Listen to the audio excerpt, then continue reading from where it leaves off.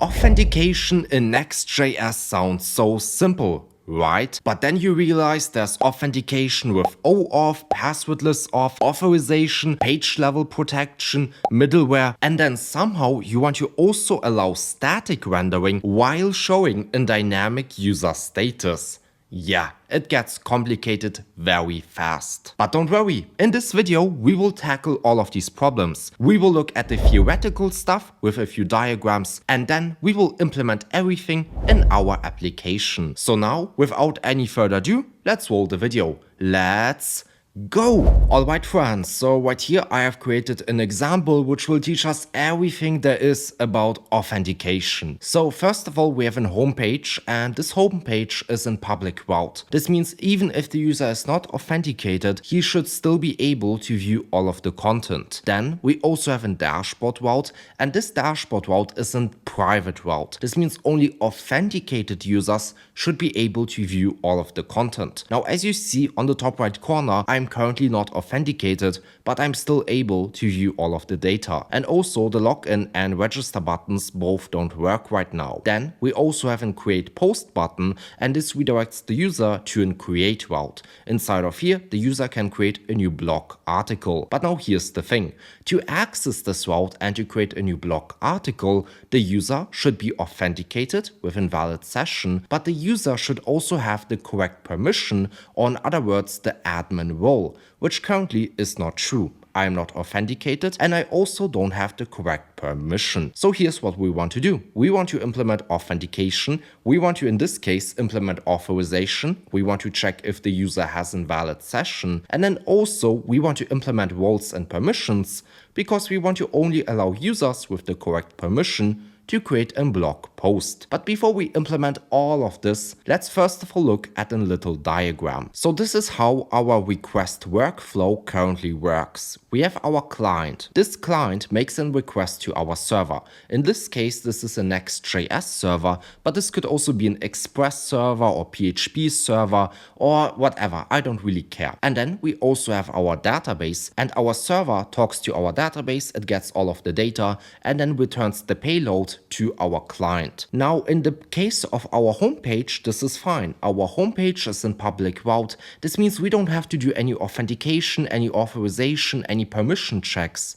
We can just redirect the request pretty much to our database, get the data, and return our data. But now for our dashboard, this does not work anymore. Our dashboard is in private route. We want to check if the user has a valid session. Now, how do you do that in Next.js? Or in other words, where do you even check that? Do we check our session here, or do we check it here, or do we check it here? Or before our request, where do we check if the user has a valid session? Good question. So right here I have created another diagram. So again, we have our client, our browser.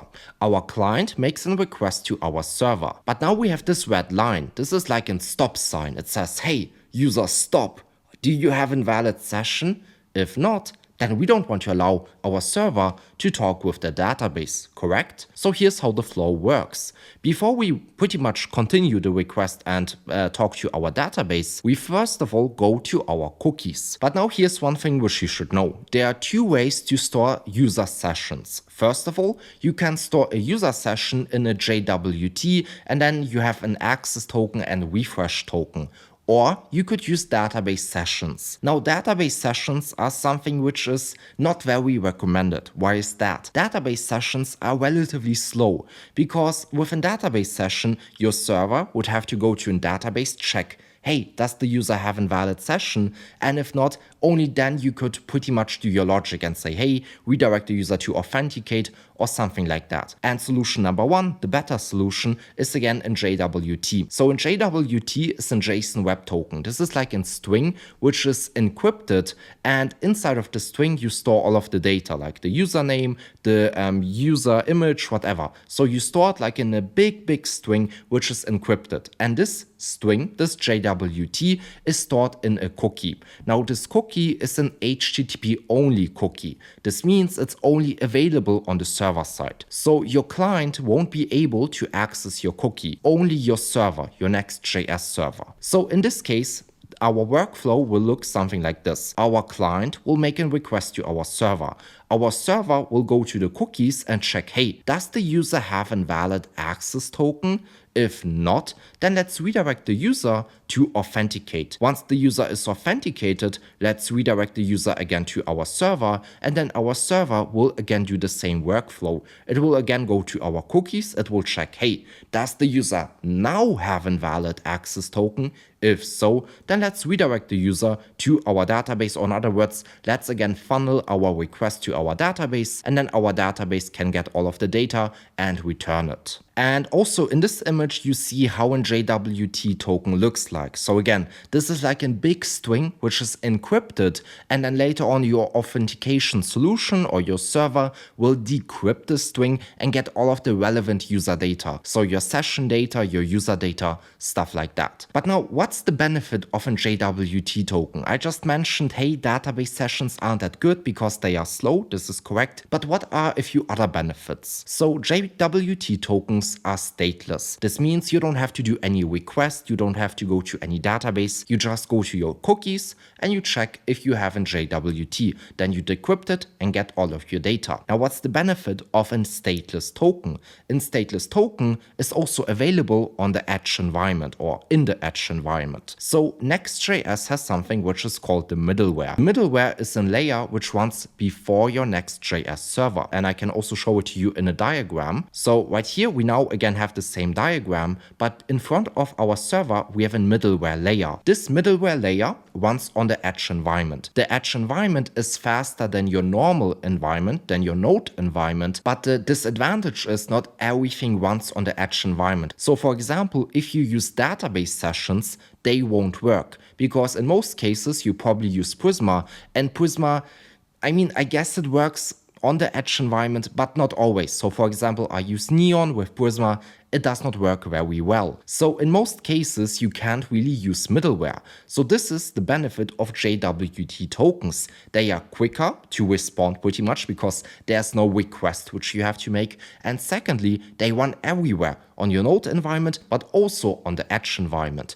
And also, if you look at the middleware intercepts your request. So in most cases, you will probably deploy your application to Vercel. Vercel is a serverless environment. This means your server is pretty much in serverless function. So once you do a request to your serverless function has to spin up and then serve your request. This is quite slow. And the benefit of middleware is that an Edge function does not really have to spin up. So it can serve your request instantly. So in this case, we will intercept our request. We will check, hey, does the user have a valid session? If not, then we will just redirect the user to authenticate. And once the user is authenticated and has a valid session, we can then continue or funnel the request to our server. The benefit is our server does not have to spin up, our middleware intercepts everything, and this will also save us a bit of cost. And the nice thing with middleware is also that you now pretty much have double security, because you will now first of all intercept the request, you will check that the user has a valid session. If so, you will funnel the request to your server, and your server can now again check if the user has a valid session. So this is double layered security. Okay, so we have now looked at all of the theoretical stuff for authentication and authorization, which means we want to now implement it. So let's first of all look at what we need. First of all, we need to implement authentication. We want to make our login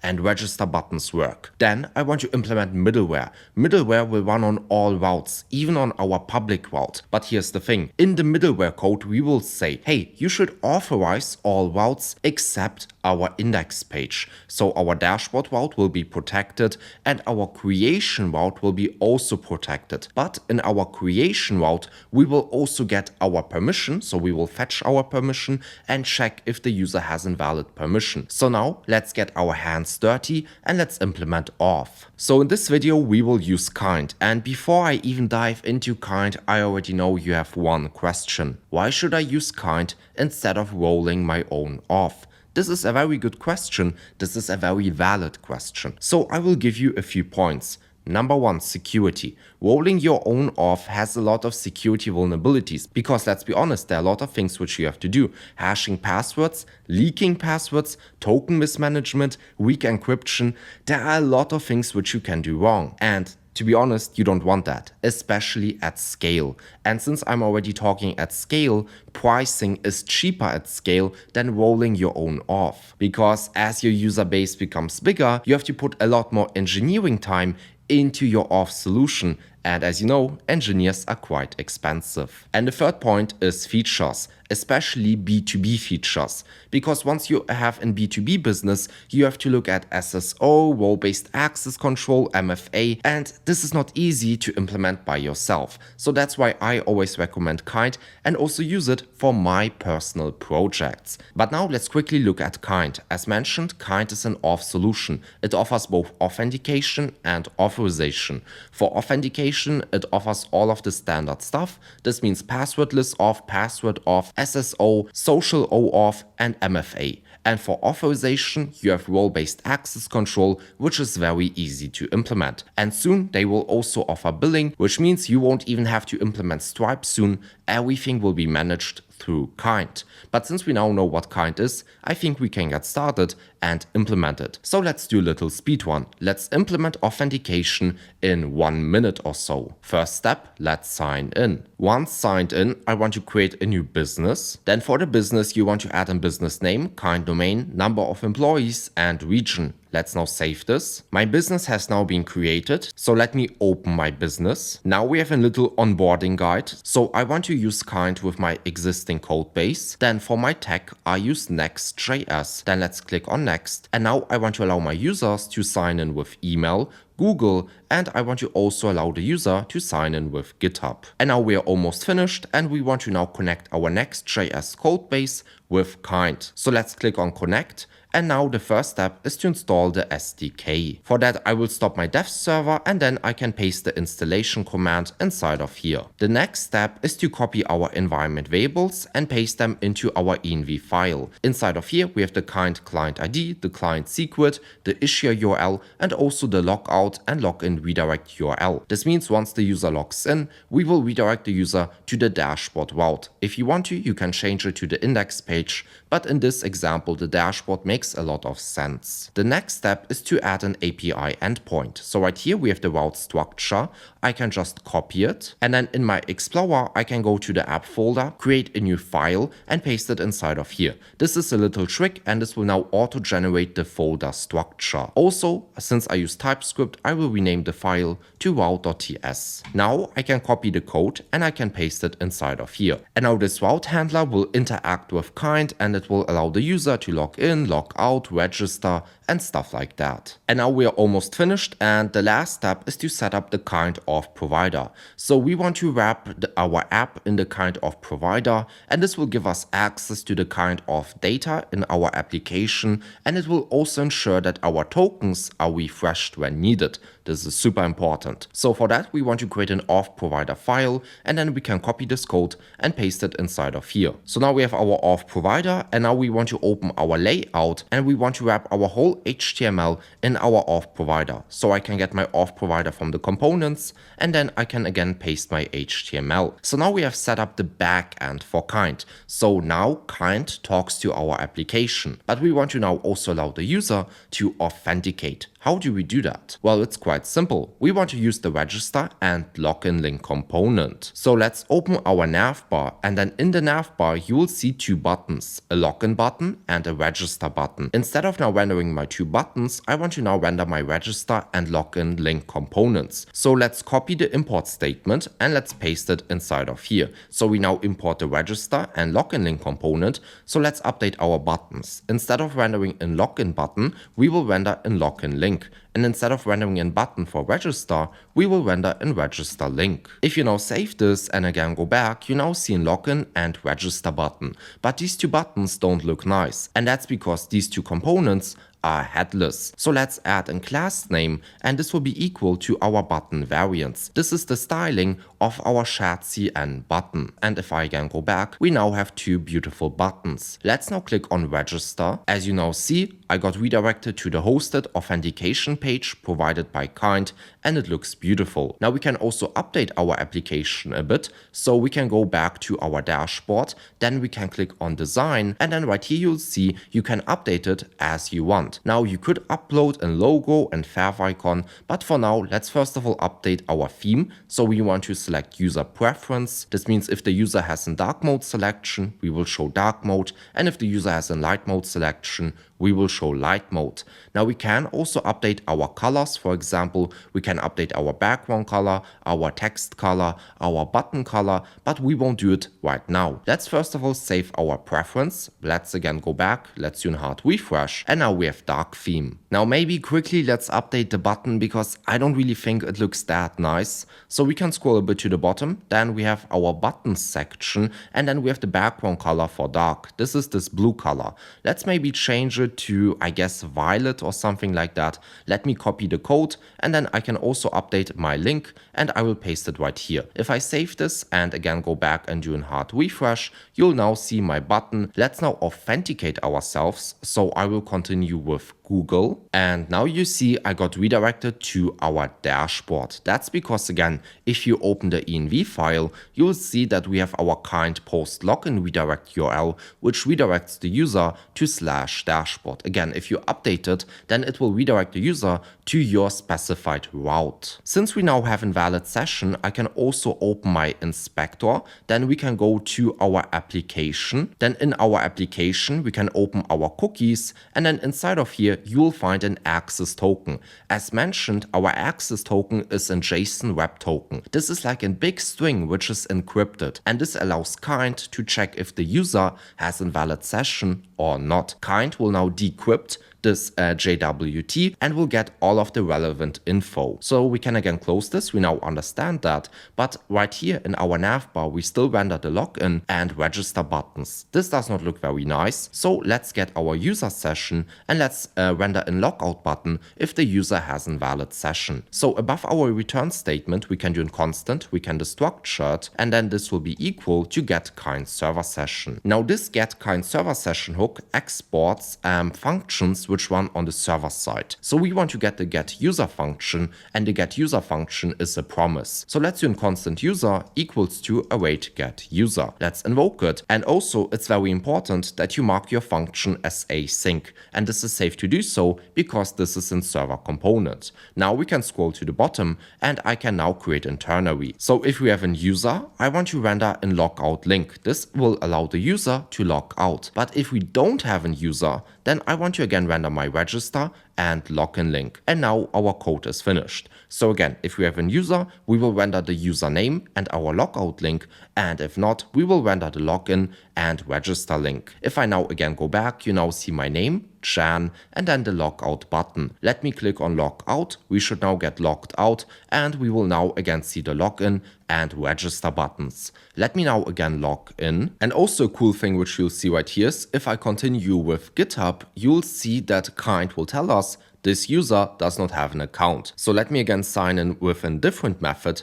and I want to sign in with Google. So now I am again signed in, I again see my name and the logout button. But now here's one thing which I haven't mentioned. So currently we get in our navbar our user session. And as mentioned, we do that using our server side because we use the get kind server session hook. The get kind server session hook exposes the get user function and the get user function runs on the server side. Now here's a question for you. Where is this navbar rendered? Well, this navbar is rendered in our layout. So we have our auth provider, our body, then we have our navbar, and then we have our children. Now, if you look at this code, this probably does not look wrong to you, and it isn't wrong, it's fine. Nevertheless, we want to always optimize our code. And here's the thing, Next.js aggressively caches your pages. And if you, at the end of the day, fetch server data in your layout, this means in your navbar, all of your children will be also rendered on demand automatically. So Next.js, as you all know, allows you to cache routes and then statically render them. So in this case, for example, create post would be in static route because we don't fetch any data inside of here. You can just cache it, put it into the CDN and then render it. But since we now have our navbar and since we render or get our user session from the server side, this route will automatically also be rendered on demand, meaning rendered on the server side. It won't be cached. This is not very nice. So we want to allow our children to still be cached. How do you do that? Well, it's relatively simple. You don't want to fetch your user session in your layout on the server side. You want to only fetch it on the client side. And thankfully, it's very simple to implement with kind. So right now we use the getKind server session hook. As mentioned, all of the functions exposed right here will run on the server side. But there's also a hook which is called useKind browser. And this hook exposes functions which run on the client side. So let's again go back. Let's update our hook. This will now be the useKind browser client hook. We want to now also mark the component as useClient, and then let's delete the async modifier, and let's also delete our await modifier. So now we also get our user session, and if I again go back and do a hard refresh, as you still see, we show our name and the logout button. And if I do a hard refresh, you will also see this little flash. Now this is interesting. This is because we are currently fetching our user data. And while we fetch our user data, we don't have a valid session. So our ternary checks, hey, do we have a user? Well, in this split second, we don't have a user. And that's why we render the login and register link. Now, the nice thing is you can also get the is pending state. So is loading, not is pending. And now you can create another ternary. So now I have updated my ternary and I check, hey, if is loading is true, then let's return loading ... If we have a user, let's render the logout link. And if we don't have a user, then let's render the login and register link. And if I now save this and again go back and do a hard refresh, you now see for a split second loading ... and then we have our user info because we have a valid session. Now I also do this for my website, janmarshall.com. If I do a hard refresh, we first of all don't have a session. That's because I'm fetching my session. And then once I have my user session, I render my drop-down menu. So let me again close my website, and now we have implemented authentication, and at the same time we have also optimized our application, which is cool. So now as the next step, I want to finally implement middleware. So I know some people might not really know what middleware is, so let's quickly look at the documentation. So right here it says middleware allows you to run code before a request is completed. Then based on the incoming request, you can modify the response by rewriting, redirecting, modifying the request or response headers, or responding directly. So again, as you know, middleware is the thing that runs before your actual server. It intercepts your request and then it does with it whatever it wants to do. So in this case, our middleware will authorize the user. So it will check if the user has a valid access token. If so, we will just funnel the request to the server. If not, we will let the user authenticate. Now we already talked about the benefits of middleware. It's faster, it's cheaper, to be honest, and just in general, it's an easier developer experience, so it's easier to integrate. Nevertheless, there's actually another benefit. So let's first of all look at authenticating a page individually, so without middleware. So let's open our dashboard route. So I have a dashboard folder within page.tsx. Inside of here, I fetch my data and then I just return it. This is not groundbreaking. This is very simple code. And now right here, I want to now only allow authenticated users to view and access this page. So above our constant data, I can do a constant, I can destructure, and this will be equal to getKind server session. I will invoke it, and then where I destructure, I can get my getUser function. I could also get the isAuthenticated function. This does the same job, getUser just returns the user. And now we want to fetch our users. So let's do a constant user equals to await getUser, and then I can invoke it. And now my user could either be defined, I could get a user object, or I could get nothing, which means we don't have a valid session. So we can do an if check and I can say, hey, if we don't get a user with an exclamation mark, then let's just do a return redirect, and I want to redirect the user to /API/auth/register.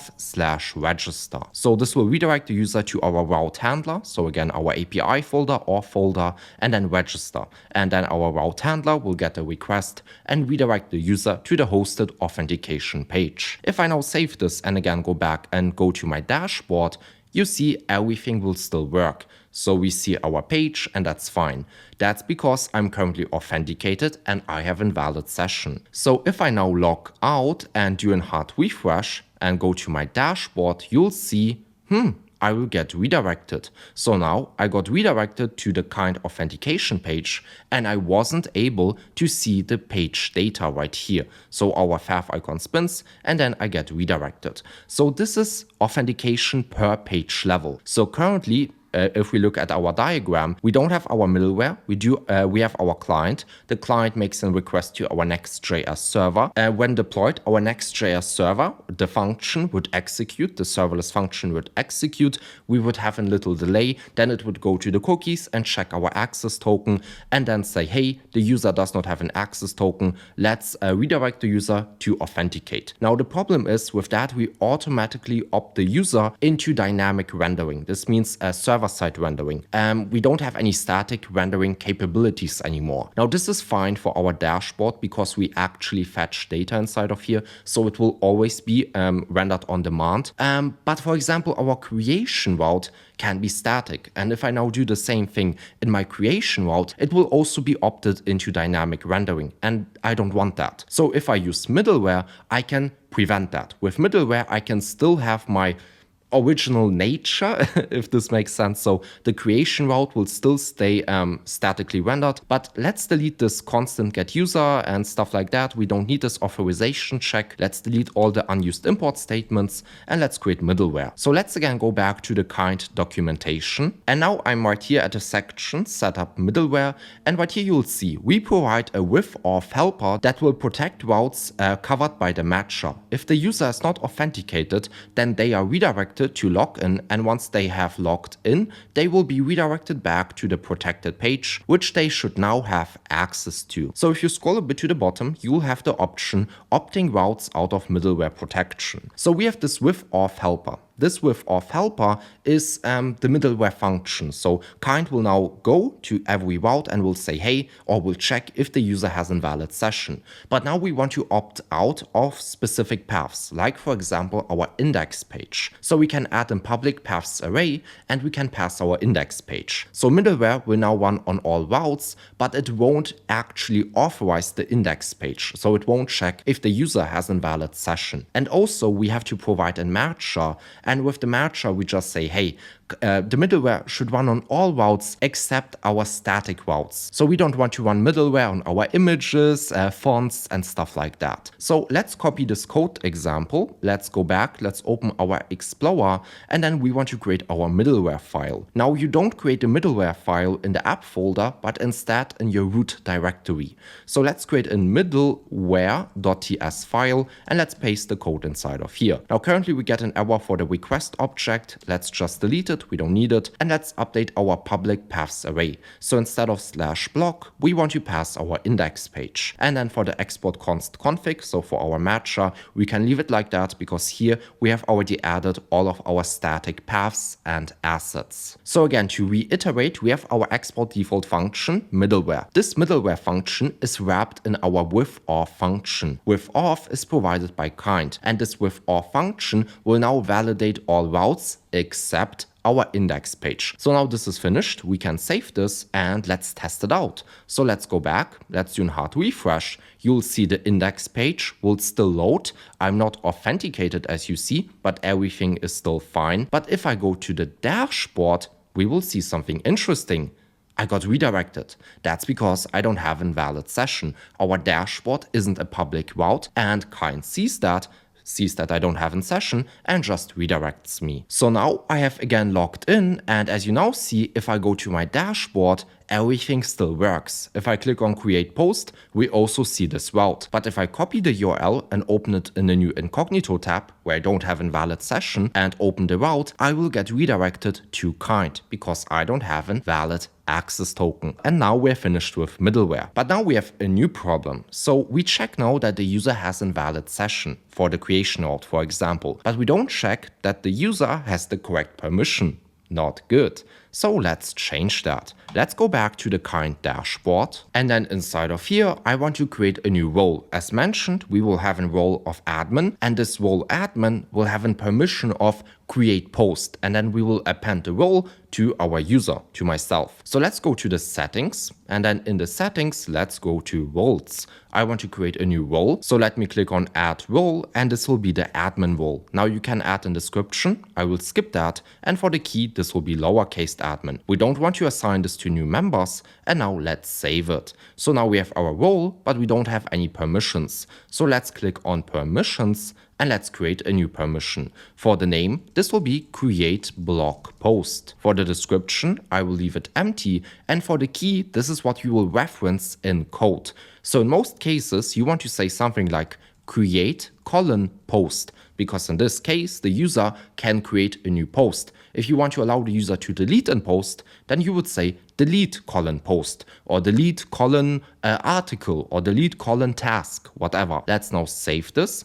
And now we can go again to our role, and we can say, hey, the admin role will have the permission of create post. So let's click on edit role, and let's add the permission, which is create post. Let's save this, and now our admin role has one permission. Of course, a role can have multiple permissions like add post or delete post or edit post, but in this case, we only need one permission. And now we can go back to our home dashboard. Let's go to our users. Here you see myself. Let's click on the user, and then let's click on roles. And now I want to assign the role of admin. If I save this and go to my permissions, you'll now see the user has the permission of create post. Very cool. Let's now go back to our code. Let's open the create route, and inside of here, I want to check if the user has the correct permission. Now, the nice thing is we don't have to check inside of here if the user is authenticated, because we already do it with middleware. We want to only check if the user has the correct permission.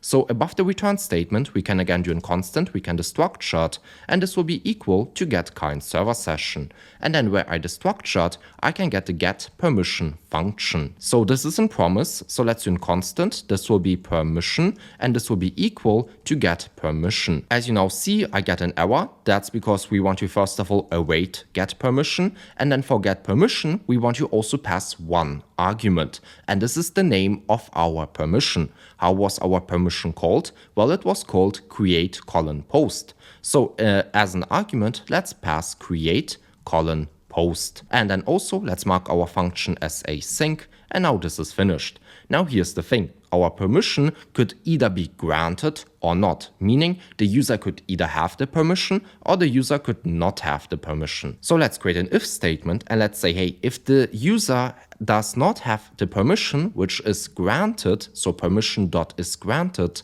then let's open this and let's do a return redirect, and let's redirect the user back to the dashboard, or let's redirect the user to the index page. Let's now save this, let's go back, and if I do a hard refresh, you will see that I will get redirected to the index page. Now this is weird, I just added the permission to myself, right?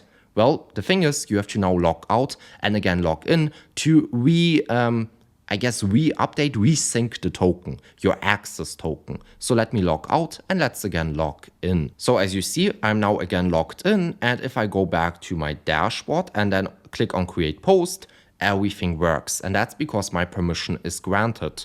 I can also console log it, so if I go to my page, we can do a console log permission, and now if I do a hard refresh and open my terminal, you will see first of all an object with the org code, and then is granted is true, and that's again because I have the permission. Okay, so now we have talked about all of the core concepts of this video. This means we have looked at authentication, authorization using middleware, authorization on a per page level. We have also looked at roles and permissions, and of course how to implement them, and I guess we're now finished with the core topics of this video. Nevertheless, I want to now talk a bit about security. So currently I'm in my dashboard route, and inside of here I fetch my blog articles and then I render them. This is fine, but if you look at the code for this page, you'll see that I do an await prisma.post.findMany. Currently I get all of my blog posts. This isn't good. You want to only get the block articles which the user created. But now here's the thing. You probably already realized that we currently don't sync our users from kind. So currently a user registers, a user authenticates, we then store this user in the kind database, and then we get the ID and stuff like that using our get kind server session hook. So as you see, we don't sync the user. Now some people might want to sync the kind users which are stored in the kind database with their own database. This is a valid concern and you can do that. I personally probably wouldn't do that, but if you want to do that, then you can use the kind webhooks. So you can go to the kind documentation and then you will find a section about webhooks, how to implement them, and then at the end of the day, how to sync your users with your own database. But I don't want to do that. I don't need this overhead. I don't want to store the users. I want to let kind do that. I want to only, I guess, somehow still reference the user without really having a user model. How do you do that? Well, it's relatively simple. If you open the schema, you'll find a model post. This is where I store my posts. You'll find the ID, title, content. Okay, nothing groundbreaking. But then you'll find an author ID. This author ID is just in string. I don't reference a model or anything. This is just in string. So here's how I would, at the end of the day, work with an external auth service. I would have this author ID, and then whenever I would create a new post, I would populate the author ID with my actual author ID. So if you open the actions file, where I have my server action, create post, you'll find this call, await prisma.post.create, and then I have my author ID property. Currently, I just pass in random string, but that's not what I want to do. I want to pass the actual kind user ID. So what we can do is we can go above our if check with the if we don't have a title, content and stuff like that, and we can get the actual user session. So we can again do in constant, we can destruct it, and this will be equal to get kind server session. Let's invoke it and let's get the get user function. Now we want to fetch our user, so let's do in constant user equals to await get user. Let's invoke it, and now here's the thing. And server action is a public endpoint. So let's also check if we actually have a user. So let's say, hey, if there's no user, then let's just throw an error. Or we could redirect the user. So let's do a return redirect, and let's redirect the user to /API/auth/register. So now we make sure that the user is authenticated and that also only authenticated users are able to create a mutation right here. Of course, we could also get our permission. So we can get our get permission function,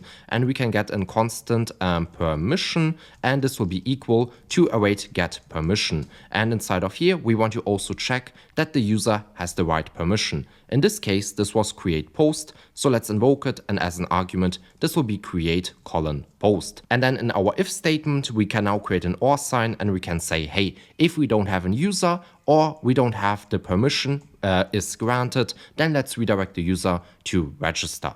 Okay, this is now finished, and now we can use our user in our Prisma mutation. So for the author ID, I can pass my user.id. Then for the author name, I can pass my user.givenName. The given name is the first name. And then for the author image, I can pass my user.picture. Let's also mark this as string and also the author name, because currently kind says, hey, the author name could be provided, but it could be also undefined. But since I use OAuth, it will be always defined. So let's mark it as string and let's save it. So now our mutation is finished, and now we can again go back to our page.tsx and we can add an where clause. So I can say, hey, I want to only get block articles where the author ID matches my user ID. And as you see, we currently don't get our author ID. So in the params, we can get a user ID, which will be of type string. Now you see we get one error. That's because we are expecting one argument, but got 0. So let's get our user ID. So let's do in constant, let's destruct it, and this will be equal to get kind server session. Then let's get our get user function. And now, as you all know, this is in promise. So let's do in constant user equals to await get user. Now inside of here, we don't have to check if we have invalid user session because we already have middleware. So let's just pass as an argument our user.id. And then for the author ID, we can now pass the user ID. Great, this is now finished. Let's now again go back and let's test it out. And as you now see, I don't have any blog posts. And that's because I haven't created any with this account. So let's create a new post. So now I have again filled out everything, and if I click on submit, we have our pending state, and now I see my blog article right here with my image, my name, and if I go to the index page, you'll now also see two blog articles. One was created with this account and the other one was created with a different account. And again, in the dashboard, I only see the blog articles which I created. So now we have a bit of security, and this is also an example which shows you how to still get only your user data without storing your users in your own database. Now let's also look at a best practice quickly, because this is also very relevant to authentication and authorization. So currently we fetch our data in our component. I think you call it like a component data layer. This is fine to do so, but it's not very recommended. So the Next.js team recommends you to store your fetching data, your query data, in a separate file, in a data access layer.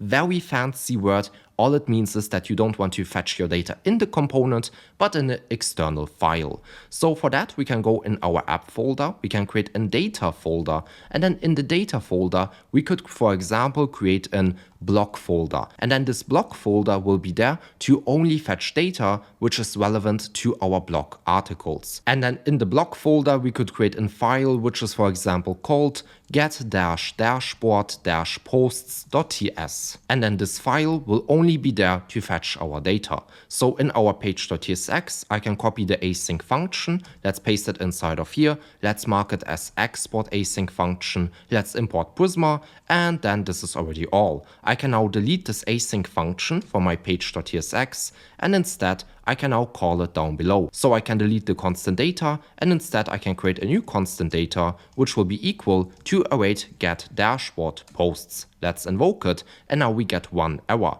So it says we are missing an argument for our user ID. Now you could, I guess, pass it right here, so you could fetch the user in this dashboard as we did a few seconds ago, but this is also not very recommended. So I would actually rather delete this, and then I would create a new file in my data access layer, or a new folder.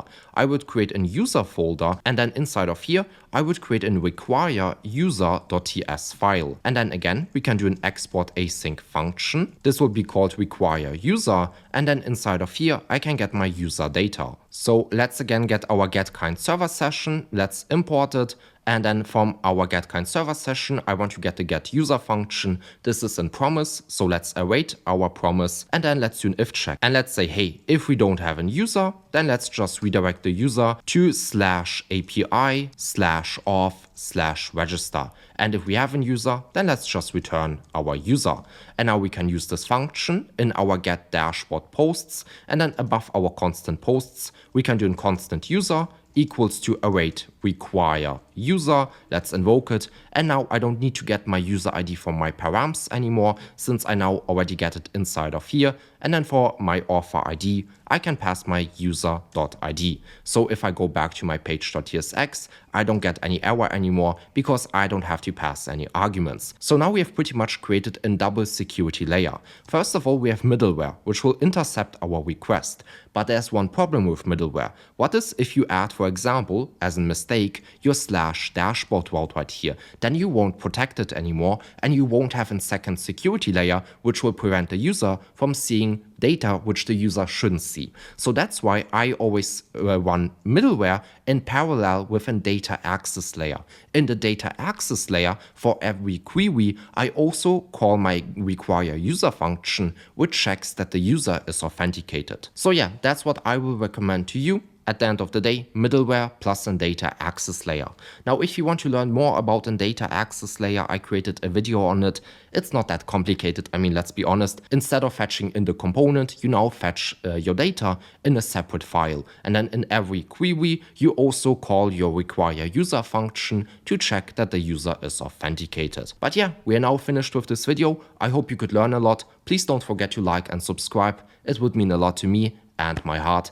So yeah, I hope you now enjoy your day, and I hope I can see you in the next video. Bye!